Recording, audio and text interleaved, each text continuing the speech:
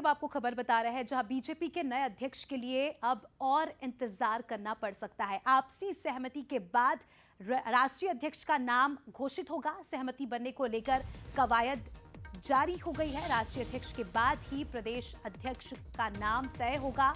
मध्य प्रदेश समेत 26 राज्यों में प्रदेश अध्यक्ष तय नहीं हुआ है। अभी तक 10 राज्यों में ही अध्यक्ष चुने गए हैं, बाकी राज्यों में अध्यक्ष का चुनाव होना बाकी है। लेकिन अभी ये कहा जा रहा है कि थोड़ा इंतजार और करना पड़ सकता है, क्योंकि 26 राज्य है और देखिए राष्ट्रीय अध्यक्ष की भी फिलहाल घोषणा नहीं हुई है।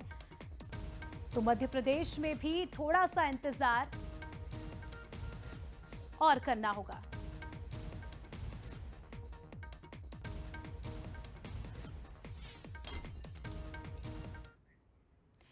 तो राष्ट्रीय अध्यक्ष को लेकर लगातार यहां पर कंफ्यूजन है। लगातार लोग भी ये जानना चाहते हैं कि आखिर कौन बनेगा राष्ट्रीय अध्यक्ष, कब तक राष्ट्रीय अध्यक्ष के नामों का ऐलान होगा।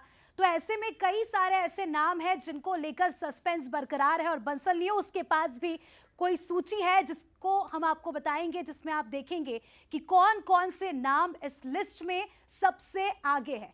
तो कुछ नाम हम आपको ग्राफिक्स के जरिए बताने वाले हैं जो राष्ट्रीय अध्यक्ष की सूची में सबसे आगे है। सबसे पहला नाम मनोहर लाल खट्टर, हरियाणा के सीएम रहे और वर्तमान में केंद्रीय मंत्री है। तो मनोहर लाल खट्टर का नाम भी सबसे आगे है इस सूची में।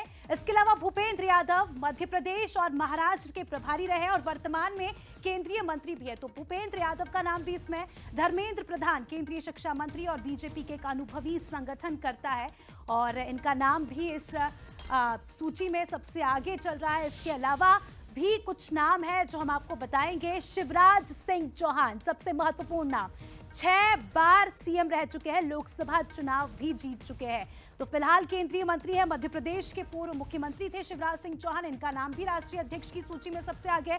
इसके अलावा जो अगला नाम है हमारी सूची में, जिसको लेकर ये कहा जा रहा है कि हो सकता है कि इनको भी इस बार मौका मिले, वो नाम है वीडी शर्मा का। मध्य प्रदेश बीजेपी के वर्तमान प्रदेश अध्यक्ष है और कहा जा रहा है कि आने वाले समय में इन्हें भी बड़ा पद मिल सकता है। इसके अलावा महत्वपूर्ण नाम सुनील बंसल, 2014 के लोकसभा चुनाव में इन्होंने एक बड़ी कामयाबी दिलाई थी, एक बड़ा योगदान इनका पार्टी में रहा है।